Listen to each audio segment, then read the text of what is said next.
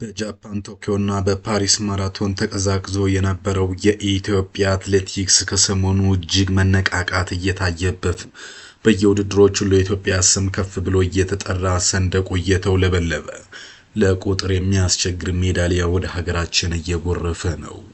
ለመሆኑ ምን ተከስቶ ነው እዚህ ደረጃ ላይ የተገኘ ነው? ዛሬ በአንድ ውድድር ላይ እንዴት አምስተኛውን ወርቅ ወሰድ ነው? በአቡ ዳቢን ጨምሮ በተለያዩ ሀገራት ኢትዮጵያውያን በአንጎላ ሉዋንዳ ጨምሮ ማለት ነው ይህን ውጤት ያስመዘገቡት ውጤት ምን ይመስላል የሚለውን በዝርዝር እንነግራችኋለን። የኢትዮጵያ ስምና ዝና ዛሬ ወደ ቀደመ ነገሩ ተመልሷል። አትሌቶች እንግዲህ ዳግም በአትሌቲክስ ኢትዮጵያ ሀያልና የማትደፈር ሀገሯ መሆኗን በተለያዩ ውድድሮች ማስመስከር ችለዋል። በ10 ኪሎ ሜትር በማራቶንና በተለያዩ ዘርፎች የተደረጉ የሩጫ ውድድሮችን እንነግራችኋለን። እንኳን ደስ አለን፣ እንኳን ደስ አላችሁ። ድል ለሀገራችን አትሌቲክስ፣ ድል ለኢትዮጵያ እያላችሁ ኮሜንት ቦክስ ላይ ደስታችሁን በመግለጽ አትሌቶቻችንን እናበረታታ እንላለን። እኛ ወደ ውጤቱ ገባን። በአንጎላ ሉዋንዳ የወጣቶች ኦሎምፒክ እየተካሄደ ነው። በዚህ ኦሎምፒክ ኢትዮጵያ በወጣት ልጆቿ አስደናቂ ውጤቶችን እያስመዘገበች ትገኛለች። አምስተኛውን ወርቅ በሴቶች 5000 ሜትር አሁን ከደቂቃዎች በፊት ማግኘት ችለናል። የድሉ ባለቤት ደግሞ ህይወት አምባው ነች። ይህ የወርቅ ሜዳሊያ ኢትዮጵያ በቀጣይ ምናልባትም በሴቶች 5000 እና 10000 ሜትር አቅሟን አስጠብቃል እንደምትሄድ ማሳያ ሆኖ ተስተውሏል። በአንጎላ ሉዋንዳ እንግዲህ አራተኛ አፍሪካ ወጣቶች ጨዋታ ወይም ኦሎምፒክ ውድድር ነው እየተካሄደ የሚገኘው። በዚህ ውድድር ኢትዮጵያ ቀደም ሲል ማለት ነው በአፍሪካ ወጣቶች ጨዋታ በሴቶች ቡድን ኮርኖ የብስክሌት ውድድር የወርቅ ሜዳሊያ አግኝታ እንደነበረ ዘግበንላችኋል። ከዛ በዘለለ እንግዲህ የቡድን ሰዓት ሙከራ 26.96 ኪሎ ሜትር ብስክሌት ውድድር ኢትዮጵያ አንድ ነሐስ ሜዳሊያ አግኝታ ነበረ። በግል ሰዓት ሙከራ የብስክሌት ውድድር ማህደር ደስታ ለኢትዮጵያ ሌላ የወርቅ ሜዳሊያ በማስገኘት የሀገራችንን ስምና ዝና ከፍ ማድረግ ችሏል። በ3000 ሜትር ሴቶችም ኢትዮጵያ የወርቅ ሜዳሊያ አሸንፋለች በአንጎላ ሉዋንዳ። ይህ እንግዲህ እጅግ በጣም አስደናቂ ሊባል የሚችል ጊዜን እያሳለፉ ነው። በተለይ በዚህ ሩጫ ውድድር የሚሳተፉት ወጣቶች መሆናቸው በቀጣይ ተተኪዎች የኢትዮጵያን ስምና ዝና ከፍ ማድረግ ሰንደቅ ዓላማ ማውለብለብ በምስራቅ አፍሪካም ኢትዮጵያ በሩጫ የሚተካት እንደሌለ ወይም ደግሞ ከሩዋንዳ ኡጋንዳና ኬንያ ጋር ብርቱ ተፎካካሪ ሆና እንደምትቀጥል ያሳያል እየተባለ ነው። ከዛ ውጪ አንድ ውድድር ተካሂዷል። ይህ ደግሞ አቡ ዳቢ ማራቶን ነው። በአቡ ዳቢ እንግዲህ 2025 ማራቶን በየአመቱ የታህሳስ ወር ላይ ይደረጋል። በዚህም በሴትና በወንዶች ውድድሮች ተደርገዋል። በእርግጥ በወንዶች በኦዝቤሌን ኪግን ሳይጠበቅ እንግዲህ ከቱርክ 2:07:27 በመግባት አሸንፏል። አስራር አብድርሃማን ኢትዮጵያን በአስደናቂ ሁኔታ ከኋላ ተነስቶ 2:08:09 በመግባት ሁለተኛ በመውጣት የብር ሜዳሊያ ባለቤት ማድረግ ችሏል። በሴቶች ኬንያውያን አሸንፏል። አንደኛ ካትሪን ረኒ እንዲሁም ደግሞ ኢድና ኬፕላጋት አንደኛና ሁለተኛ ሲወጡ ብርቱካን የረፉ ከኢትዮጵያ የነሐስ ሜዳሊያ አምጥታ ለኢትዮጵያ ዛሬ የተገኘውን ሌላኛውን ሜዳሊያ በስሟ ማስመዝገብ ችላለች። ብርቴ የወሰደባት 2 ሰዓት ከ25 ጊዜ ሆኖም ተመዝግቧል።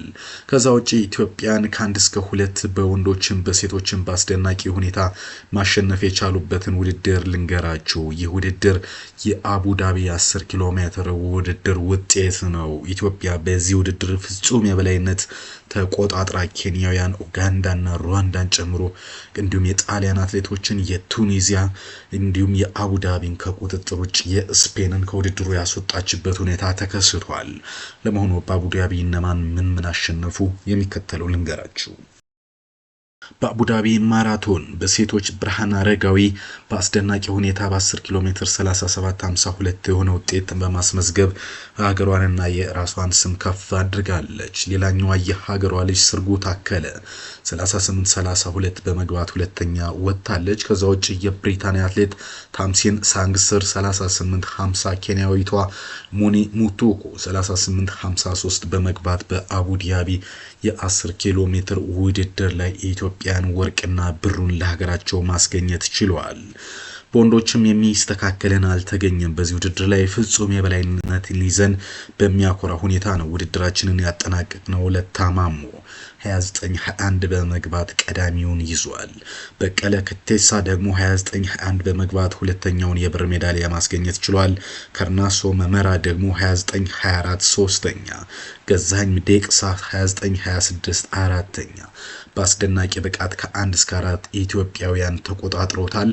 አምስተኛ ላይ ሳሌም አቡ ማያንጃ ከኡጋንዳ ከገባ በኋላ ቀጥሎ ያለውን ደግሞ ሙሉ በሙሉ ኢትዮጵያ ይዘውታል። አዲሱ ጌታነህ 6ኛ፣ ካሳሁን ጸጋዬ 7ኛ፣ ማስረሻ ሰንደቅ ነው ደግሞ 8ኛ በመውጣት ኢትዮጵያን በወንዶች ፍጹም የበላይነትና ማንም እንዳይስተካከላቸው አድርገው ይህንን ውድድር በአስገራሚ ሁኔታ ማሸነፍ ችለዋል።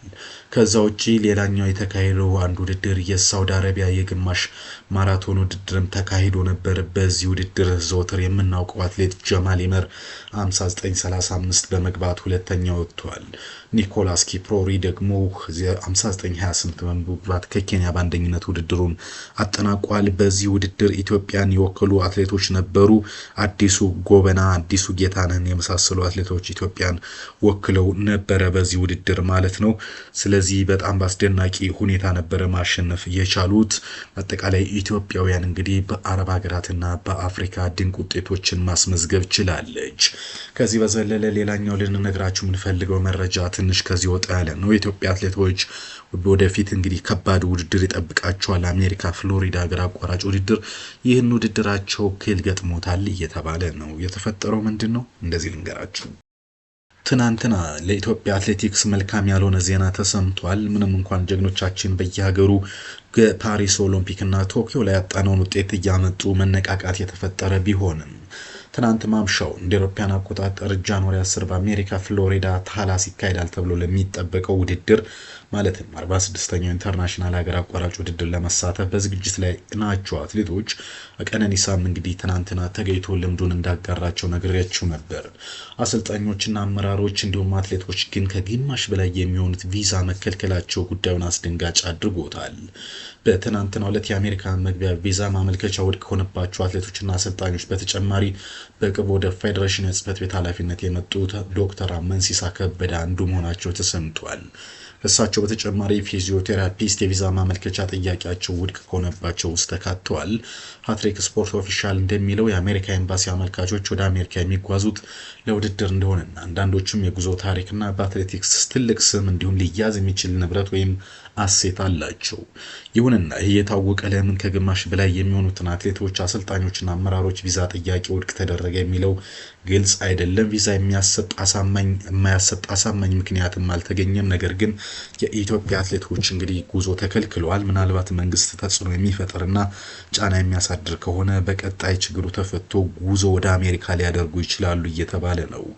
ይህ ካልሆነ ግን በአሜሪካ ፍሎሪዳ የሚካሄደው ሀገር አቋራጭ ሻምፒዮና ኢትዮጵያ በጥቂት አትሌቶች ብቻ ልትወከል ትችላለች። እስከዛሬ ካስመዘገበቻቸው ትልቅ ውጤቶች ውስጥ ዝቅተኛው ልታስመዘግብ ትችላለች የሚል ስጋት አለ።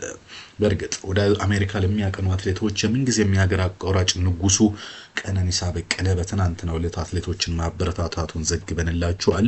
ቪዲዮውን ወደ ኋላ መለስ ብላችሁ ታዩታላችሁ። ለማንኛውም ችግሩ ተፈቶ አትሌቶች ወደ አሜሪካ ሄደው የኢትዮጵያ በአትሌቲክሱ ስም እንግዲህ ዳግም እንደምትገንና መነቃቃቱ እንደሚቀጥል ሁሉ ስፖርት ያምናል። መልካም ዕድል ለአትሌቶቻችን ይግጠማቸው። ያሁኑን አበቃው። ቻው ቻው።